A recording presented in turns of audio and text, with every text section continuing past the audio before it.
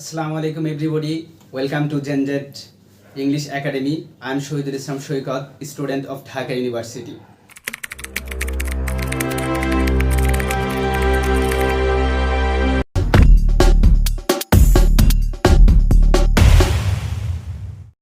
আজকে আমাদের ট্রান্সফরমেশনের উপরে দ্বিতীয় ক্লাস।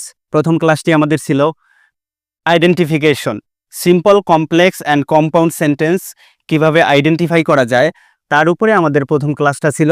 পাশাপাশি এই সেন্টেন্স তিনটার মধ্যে কিভাবে ট্রান্সফরমেশন করা যায় তার উপরে আমরা কয়েকটি উদাহরণ দিয়েছিলাম।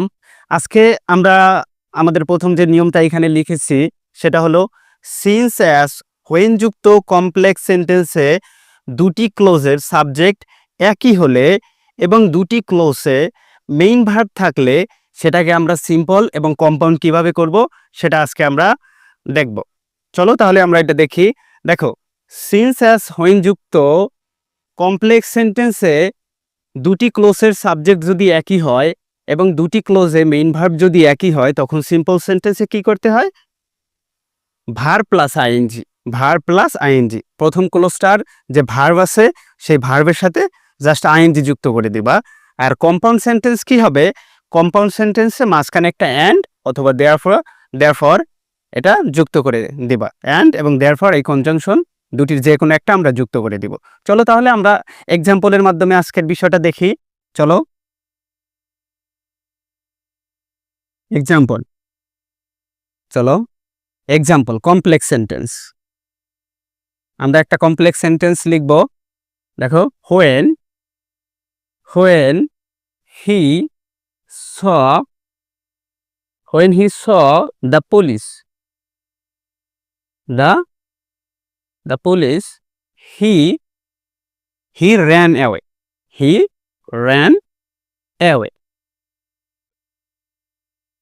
দেখো, when he saw the police he ran away, যখন সে পুলিশকে দেখলো সে দৌড়ে পালালো। তাহলে এখানে কি আছে? when যুক্ত আছে, আর এখানে দেখো সাবজেক্ট কিন্তু দুইটা একই এবং কি দুই পাশেই তোমার মেইন ভার্ব আছে। এখানে আছে স, এখানে আছে ran। সুতরাং এটা আমরা সিম্পল কিভাবে করব? চলো, এটা সিম্পল হবে। আমরা সিম্পল করব, প্রথম ক্লোজটার যে ভার্ব আছে সেই ভার্বের সাথে আইএনজি যুক্ত করে দিব। তো ভার্বের সাথে আইএনজি যুক্ত করার ক্ষেত্রে কি হয়? ভার্বটা প্রেজেন্টে নিয়ে আসতে হয়। এখানে আছে কি পাস্ট, তো স এর প্রেজেন্ট ফর্ম কি? সি। দেখো, সি এর সাথে আমরা কি যুক্ত করে দিব? আইএনজি, সিং। তাহলে Singh the police,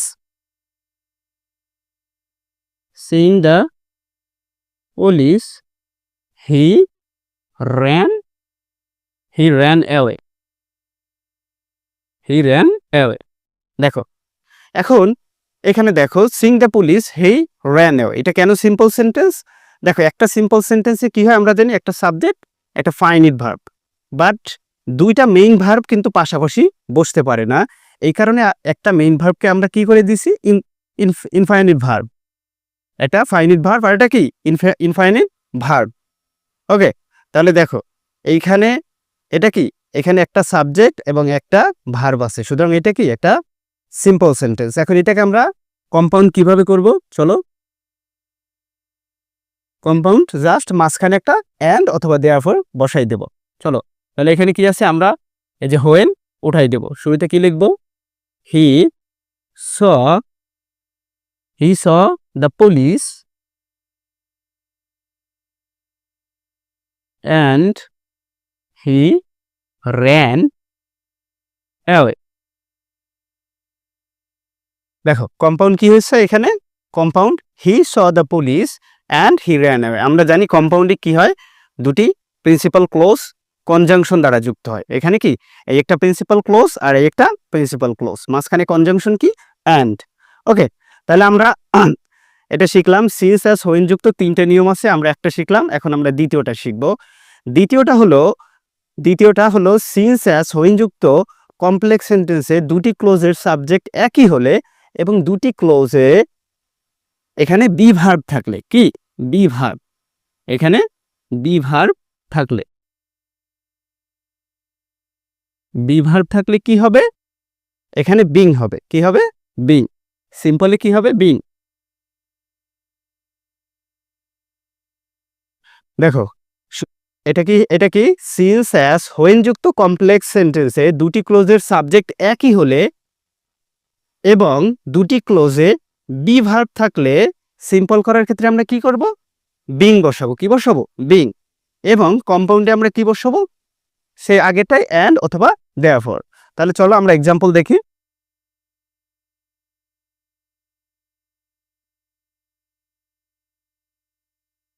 okay, complex আমরা একটা লিখি। হি ইজ লেজি। সে কি? অলস। হি উইল ফেইল। সে ব্যর্থ হবে। দেখো, হি ইজ লেজি, সে অলস, হি উইল ফেইল। এখানে দেখো দুইটাই কি? Be verb. এখানে দুইটাই কি? Be verb. সাবজেক্ট কিন্তু দুইটা একই। তো এটা আমরা সিম্পল কিভাবে করব? আমরা এখানে লিখছি জাস্ট একটা বিং বসাই দেব। দেখো, being lazy, he will fail. He will fail. দেখো, being lazy, he will fail.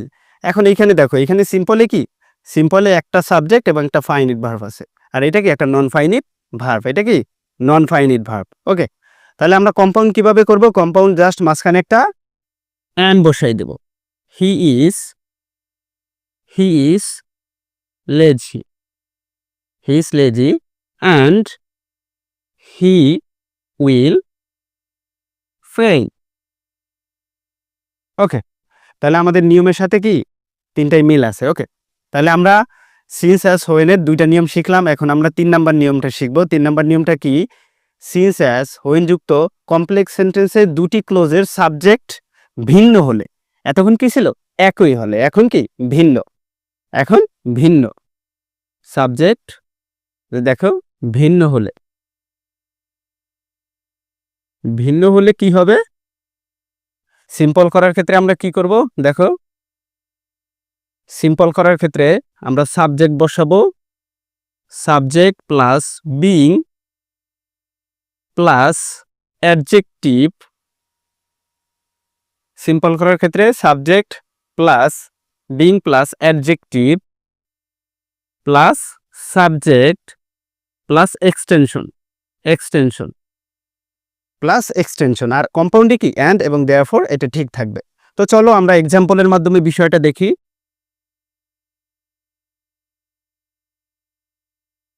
দেখো, কমপ্লেক্সে কি লিখতে পারি? The weather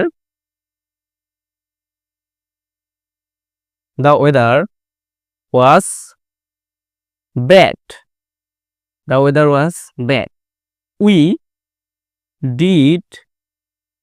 did not go outside.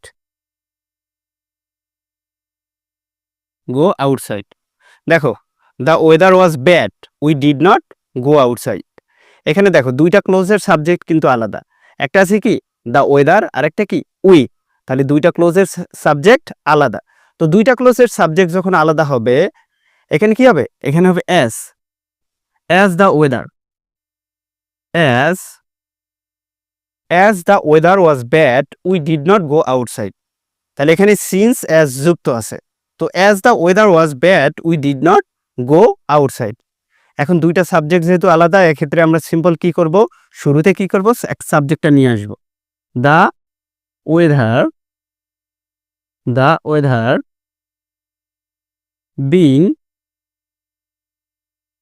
Being bad. Be ভার্বের জায়গায় আমরা কি বসাবো? Being bad. We did not গো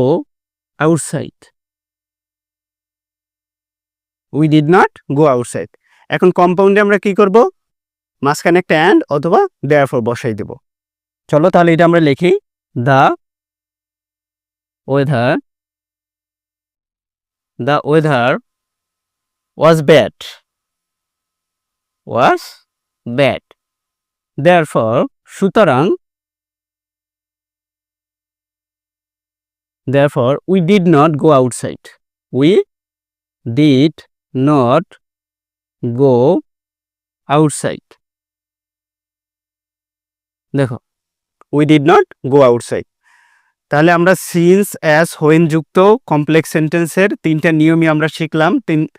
তৃতীয় যে নিয়মটা সেটা দেখো, সেটা আমরা কি বলছিলাম, সিন্স, অ্যাজ, হোয়েন যুক্ত ক্লোজের কমপ্লেক্স সেন্টেন্সে দুটি ক্লোজের সাবজেক্ট ভিন্ন হলে তখন কি হয়, সিম্পল সেন্টেন্সের সাবজেক্টটা বসে, এরপরে বিং বসে, এরপরে অ্যাডজেক্টিভটা বসে। এই যে দেখো সাবজেক্ট, এখানে সাবজেক্ট বসছে, বিং বসছে, এরপরে এই যে ব্যাট অ্যাডজেক্টিভ বসছে, আর বাকি অংশ কি হুবহু একই থাকবে। এরপরে কম্পাউন্ডে কি, কম্পাউন্ড নিয়মটা তো একদম সহজ, তোমরা জানো, অ্যান্ড অথবা দেয়ারফর যে কোনো একটা বসাই দিবা। ওকে, তাহলে আমরা সিন্স, অ্যাজ, হোয়েন যুক্ত তিনটা নিয়মই শিখলাম। এখন আমরা 4 নাম্বার যে নিয়মটা শিখব, চলো সেটা আমরা শিখি।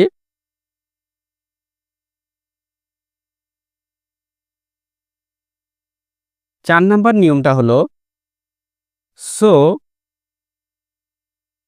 ডট ডট দ্যাট যুক্ত কমপ্লেক্স, দ্যাট যুক্ত কমপ্লেক্স। সিম্পলে কি হবে, সো ডট ডট দ্যাট থাকলে সিম্পল, সিম্পল করার ক্ষেত্রে যখন নেগেটিভ থাকবে তখন ট্রু ডট ডট ট্রু।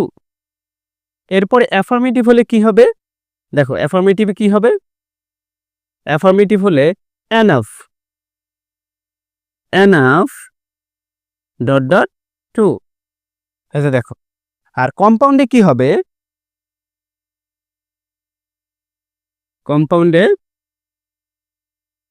কম্পাউন্ডে কি হবে দেখো, অ্যান্ড এর সাথে কি হবে, ভেরি, অ্যান্ড এবং ভেরি হবে। এই যে দেখো ভেরি হবে।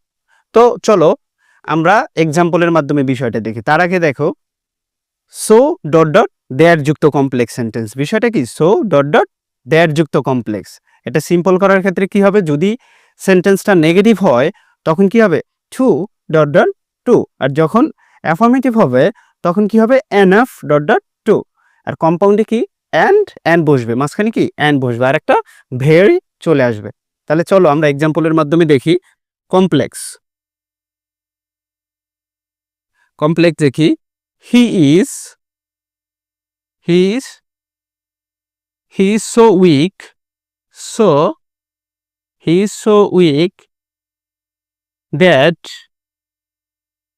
he cannot walk. দেখো, he is so weak that he cannot walk। তাহলে আমরা বলছিলাম যে সো ডট ডট দেয়ার যুক্ত কমপ্লেক্স সেন্টেন্স, এখানে কি সো ডট ডট দেয়ার যুক্ত কমপ্লেক্স সেন্টেন্স। তো এটাকে আমরা সিম্পল করার সময় কি করব, আর এটা দেখো এটা কি নেগেটিভে আছে, এটা কি আছে নেগেটিভ, তো নেগেটিভে থাকলে কি আমরা টু ডট ডট টু বসাবো। তাহলে চলো সিম্পলে আমরা কি করব, সিম্পলে he is too weak, he is too weak to walk. দেখো he is too weak to walk. তাহলে আমরা কি বসাইছি, প্রথম সো, এখানে সো এর পরিবর্তে কি বসাইছি টু, এরপরে কি অ্যাডজেক্টিভটা নিয়ে আসছি, আর বাকি অংশ মেইন ভার্বের আগে শুধু একটা টু বসবে, আর পরে কি মেইন ভার্বটা বসবে, আর বাকি অংশ বসবে না। ওকে, এরপরে দেখো তাহলে কম্পাউন্ড কি হবে,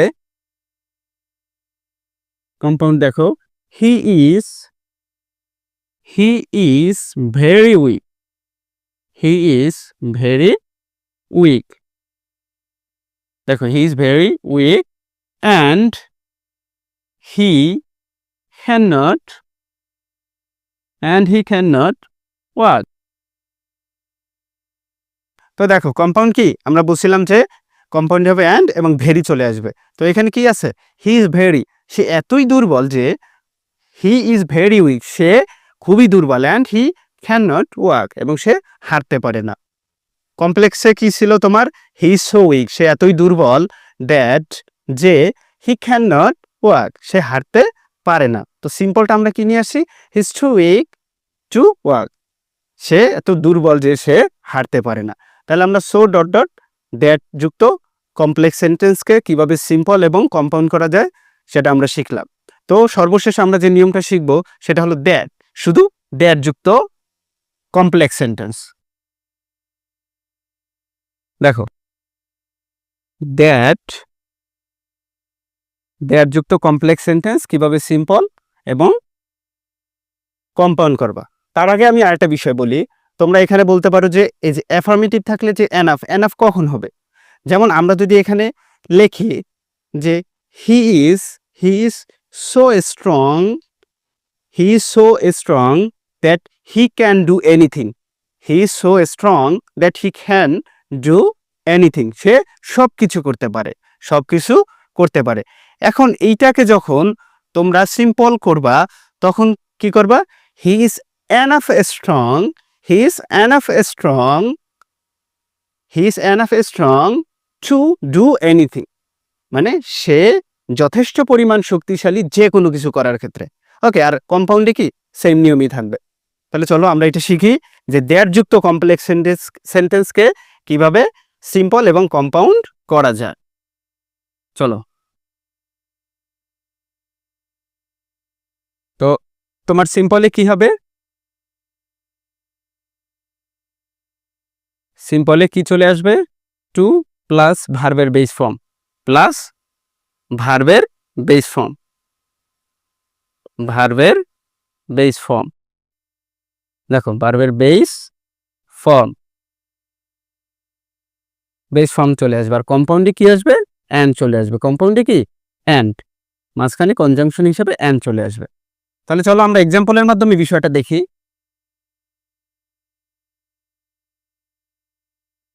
এক্সাম্পলের মাধ্যমে আমরা বিষয়টা দেখি। আগে একটা আমরা কমপ্লেক্স সেন্টেন্সের এক্সাম্পল লিখি। যেমন আমরা লিখতে পারি এভরিওয়ান অথবা এভরিবডি,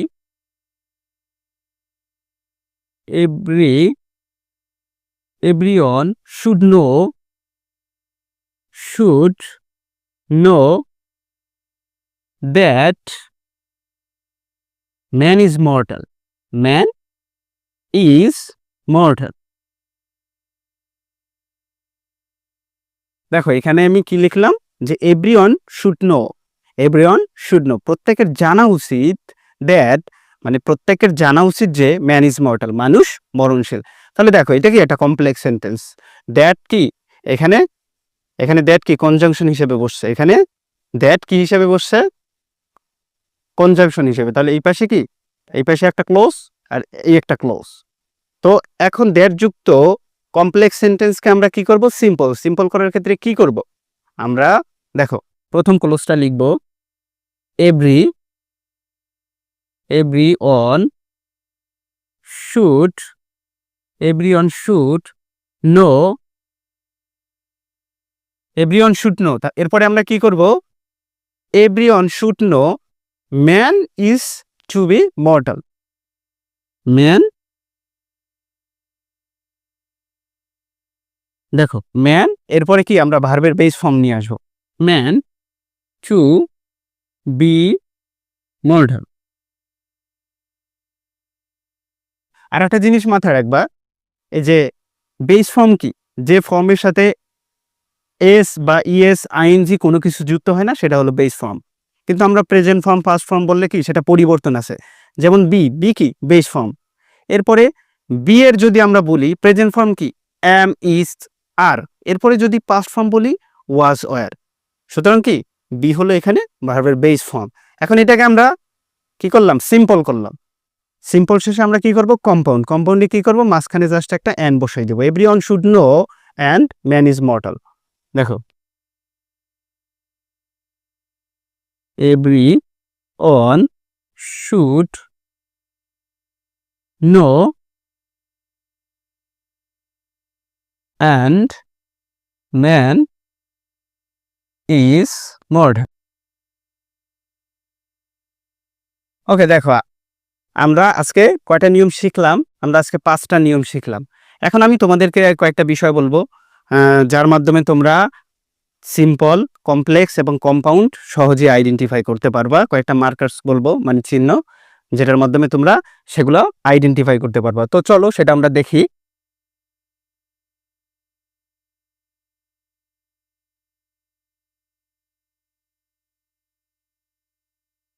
তাহলে সেটা আমরা মার্কার্স কি দিতে পারি,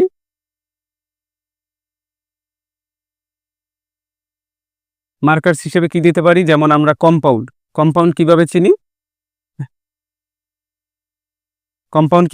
কম্পাউন্ড সেন্টেন্সে সাধারণত কি থাকে, দেখো অ্যান্ড, বাট, অর, ইয়েট, এগুলো সাধারণত থাকে, এগুলো থাকে। এরপরে দেখো কমপ্লেক্সে মার্কার্স হিসেবে সাধারণত কি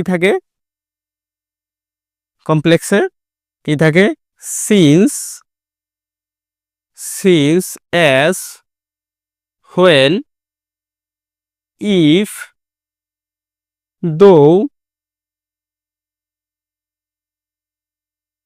দো, এরপরে কি থাকে, অলদো, দেখো অলদো, এরপরে since, as, so, that, so that, আবার দ্যাট,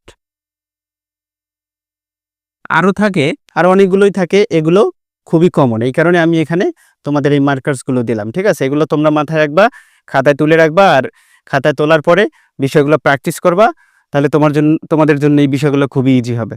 তো আজকে এই পর্যন্ত, ধন্যবাদ সবাইকে, থ্যাংক ইউ এভরিওয়ান।